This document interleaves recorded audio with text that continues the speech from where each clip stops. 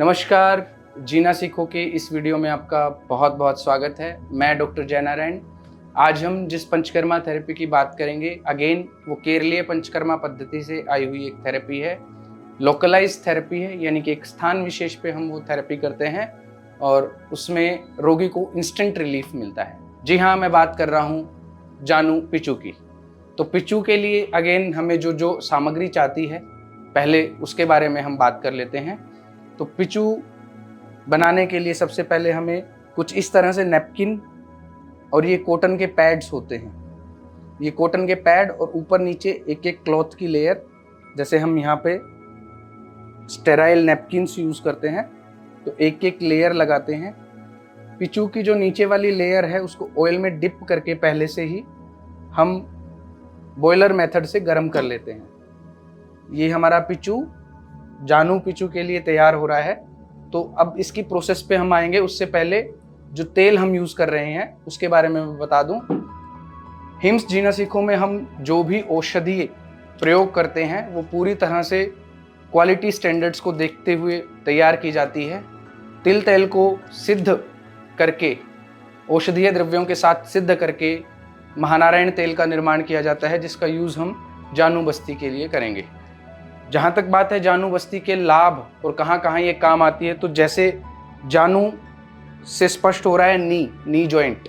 तो knee joint की जितनी भी स्टिफनेस होती है किसी भी वजह से, खासकर जब वात बढ़ जाता है, तो उन रोगों में जब रोगी कहता है कि मेरे पैरों में बहुत ज़्यादा जकड़ाहट है, पुरानी किसी चोट की वजह से कंसिस्टेंट स्वेलिंग अगर पेशेंट को रहती है, तो ऐसे केसेस में पेशेंट को इंस्टेंट रिलीफ देने के लिए हम जानू बस्ती जो थेरेपी है उसका प्रयोग करते हैं। तो अभी हम पिचू रखेंगे जानू के ऊपर। सर थोड़ा सा पैर सीधा रखेंगे आप। यहाँ पे हम रोगी के दोनों पैरों की ये थेरेपी करेंगे।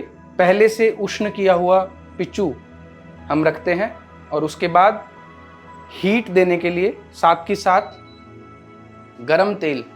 तो इस थेरेपी में हम जानू पिचू, जैसा हमने पिचू पहले रख दिया है, अब हम हीट करने के लिए तेल ऐसे ही अंगूठे से होते हुए धार बनाते हुए तेल डालेंगे।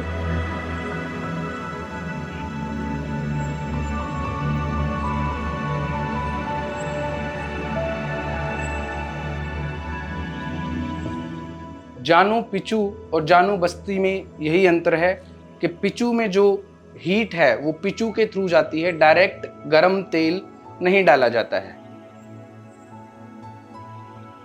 जानू बस्ती कई केसेस में कॉन्ट्रा इंडिकेटेड होती है, जैसे कि रोमेटॉइड अर्थराइटिस में, क्योंकि उसमें पहले से ही कफ होता है और अगर हम तेल डायरेक्ट नी जॉइंट पे डाल देते हैं तो वो स्टिफनेस को बढ़ा देता है। ऐसी कंडीशंस में हम डायरेक्ट तेल डालने की बजाय, बस्ती की बजाय जानू पिचू करते हैं। तो उसमें हम पिचू रखते हैं और पिचू के ऊपर तेल डालते हैं और ये हीट इस ऑयल की इस कॉटन पैड के थ्रू पेशेंट के जॉइंट तक पहुंचती है और उनको इंस्टेंट रिलीफ मिलना शुरू होता है।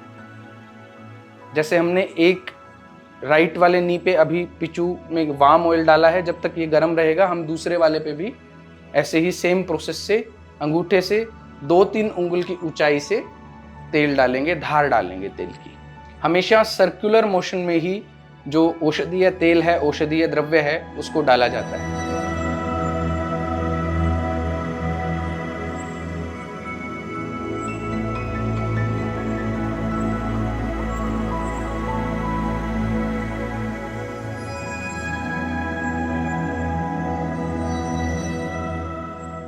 जैसे इस केस में हम महानारायण तेल यूज़ कर रहे हैं।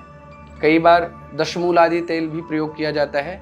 महानारायण तेल के जो इंग्रेडिएंट्स हैं, घटक द्रव्य हैं, जैसे कि वचा, त्रिफला, रासना, आरगवद इत्यादि का हम बहुत ही हाई एंड क्वालिटी सोर्सेज से रिक्रूटमेंट करते हैं, एकत्रित करते हैं और उसके बाद उनको सिद्ध तेल परिकल्पना के माध्यम से हम सिद्ध करते हैं। तिल के तेल में मूर्छित करते हैं क्वाथ उनका और उसके बाद ये हमारा तेल तैयार होता है। हिम्स जीना सीखो में हम पूरी तरह से शास्त्रीय विधि का पालन करते हुए, अच्छी गुणवत्ता वाले इंग्रेडिएंट्स यूज़ करते हुए औषधीय तेल बनाते हैं, जिनसे कि रोगी को बहुत ही शानदार परिणाम देखने को मिलते हैं। तो अब हमने जैसे कि गरम ऑयल डाल दिया है, ऊपर वाली लेयर जो है वो हल्की सी सहने लायक हो चुकी है, तो हम इस पिचू को एक तरफ पलट देंगे।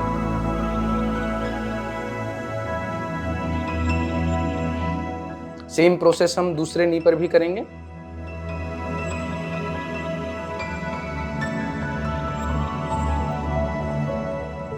अब दूसरी तरफ भी हम उसी तरह से, जैसे पहले हमने तेल डाला, उसी तरह से तेल की धार अंगुष्ठ से 2-3 अंगुल की ऊंचाई से गिराएंगे।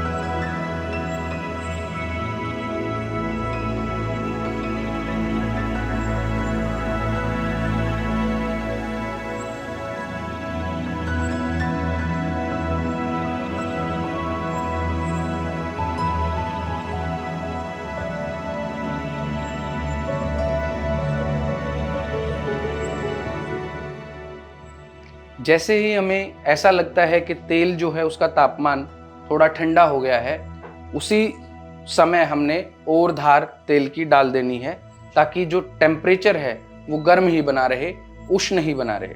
इस तरह से एक बार जानू पिचू जब हम करते हैं तो लगभग 5 से 6 बार गर्म तेल डाला जाता है और लगभग 15 से 20 मिनट तक एक पेशेंट के एक पैर की जानू पिचू होने में लगते हैं। स्टिफनेस में इंस्टेंट रिलीफ पेशेंट को मिलता है। बाद में हमें ध्यान ये रखना होता है कि रोगी को ठंडे जल से अपने शरीर के उस अंग को जहाँ पे हमने पिचू किया है उसको बचाना होता है। कोशिश अगर पेशेंट करे तो उसे गर्म जल से ही स्नान करना चाहिए, लेकिन अगर बहुत ज़्यादा गर्मी है तो भी घुटने बचा करके ठंडे जल से स्नान करे, घुटनों पे ठंडे जल का स्पर्श ना होने दें।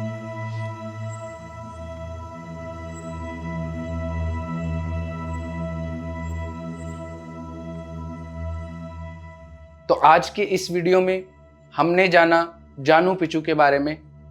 और भी ढेर सारी महत्वपूर्ण और रोचक जानकारी आप सभी के बीच लेकर हम आते रहेंगे। तब तक के लिए अपना ख्याल रखें, स्वस्थ रहें। ओम आरोग्यमस्तु।